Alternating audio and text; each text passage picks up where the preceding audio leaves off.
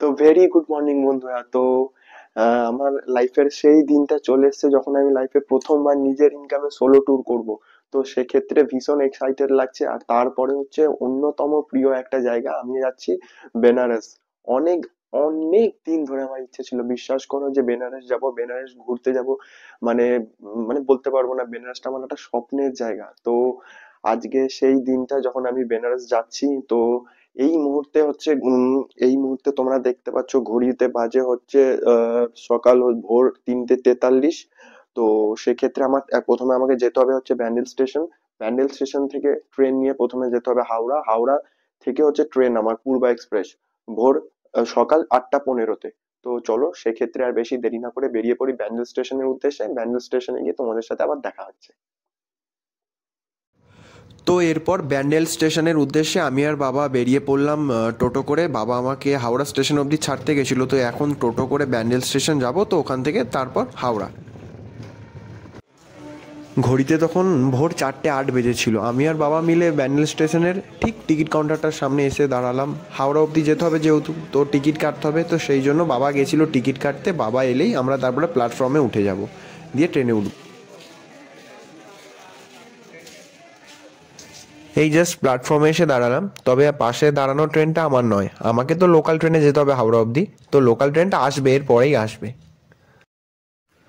তো 4:32 নাগাদ বর্ধমান হাওড়া লোকাল চলে এলো। এবার এই ট্রেনে করে হাওড়া যাব, হাওড়া গিয়ে আবার তোমাদের সাথে কথা হচ্ছে, চলো।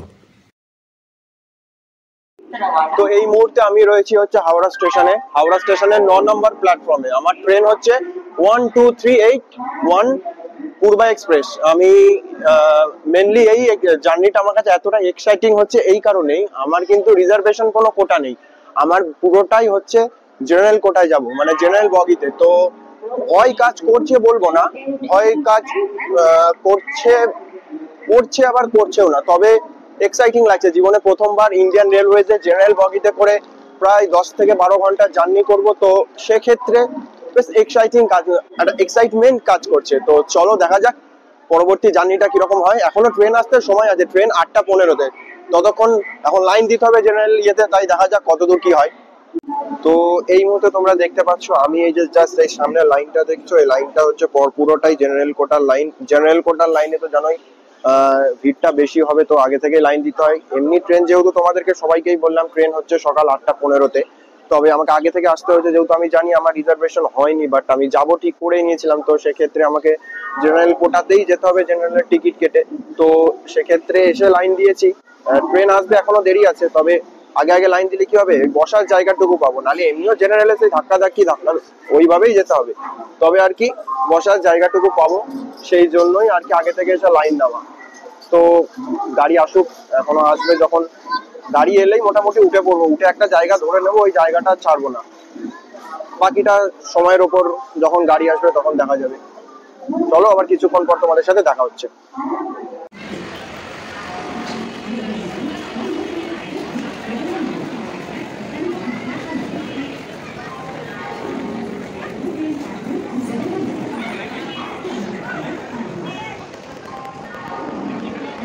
এই জাস্ট ট্রেন ছাড়লো, রাইট টাইমেই ছেড়েছে পূর্বা এক্সপ্রেস, আজকে তো রাইট টাইমেই ছেড়েছে। এমনি মোটামুটি 10.5 ঘন্টা সময় লাগার কথা এখান থেকে বারাণসী।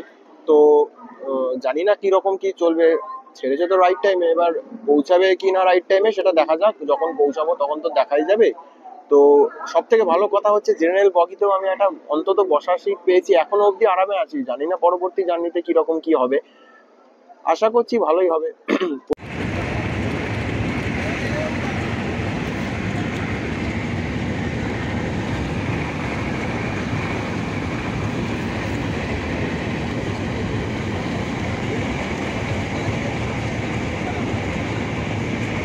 এই মুহূর্তে গাড়ি রয়েছে হচ্ছে দুর্গাপুরে। দুর্গাপুরের টাইম হচ্ছে 10:11, বাট 10:03-এর মধ্যে গাড়ি ঢুকে গেছে বলে ছাড়তে দেরি করছে। গাড়ি ঠিকঠাকই চলছে, ভালোই স্পিডে চলছে, অন বিফোর টাইম রয়েছে। তো সেক্ষেত্রে দেখা যাক পুরোপুরি মানে নামানো অবধি কতক্ষণ থাকে বা কিছু, তো তারপরে বোঝা যাবে যে গাড়ি ঠিকঠাক চললো কি না। আমি যেখানে নামবো মানে বারাণসী যে নামবো, তো ওখানে তো টাইম লেখা আছে 6:45। তো 6:45-এ নামাচ্ছে কি না দেখতে হবে। এখনও অবধি তো বিফোর টাইম চলছে, তবে ঠিক নেই এরপরে কি হবে বা কিছু।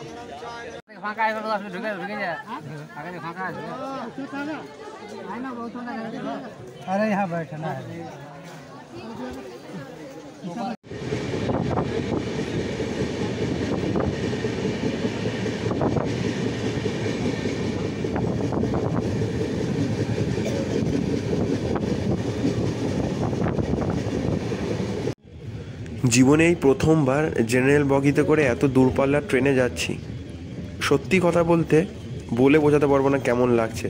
ঠিক করে বসতে পারছি না, ঠিক করে দাঁড়াতে পারছি না, মুখের সামনে এক গাদা ব্যাগ রেখে দিয়েছে, সোজা হয়ে বসতে পারছি না। জাস্ট একটা অন্যরকম এক্সপিরিয়েন্স, সত্যি কথা।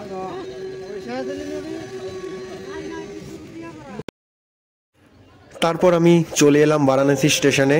এখন বারাণসী স্টেশনে মোটামুটি আমাকে দেখতে হবে এখান থেকে টোটো অটো কি করে যাব আমি, কারণ সবই রিজার্ভে যেতে হয়। যেহেতু আমি একা রয়েছি, সেক্ষেত্রে আমি রিজার্ভ টোটো বা অটো তো কিছু করব না, তো শেয়ারে যদি পাই কিছু, তো সেক্ষেত্রে আমাকে রাস্তার ওপারে যেতে হবে।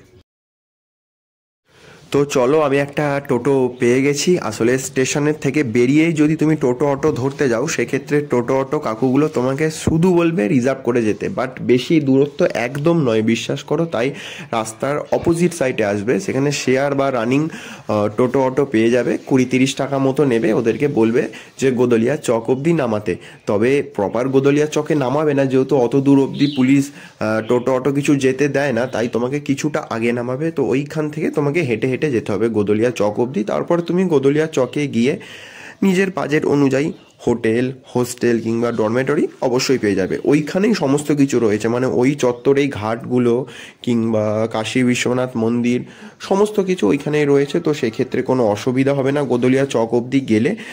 বাকি তুমি তোমার মতো দেখে নিতে পারো। তো চলো, এবার প্রথমে গোদলিয়া চক অবধি যাবো। সেখানে গিয়ে নিজের বাজেট মতো একটা হোটেল খুঁজতে হবে।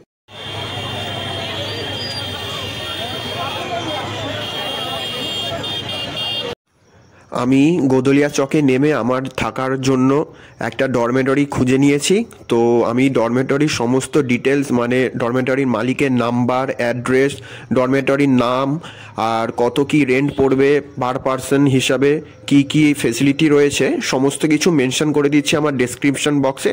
তোমরা চেক করে নিতে পারো, তারপর তোমাদের সুবিধা অনুযায়ী তোমরা বুক করে নিতে পারো। চলো, আজকের মতো টাটা।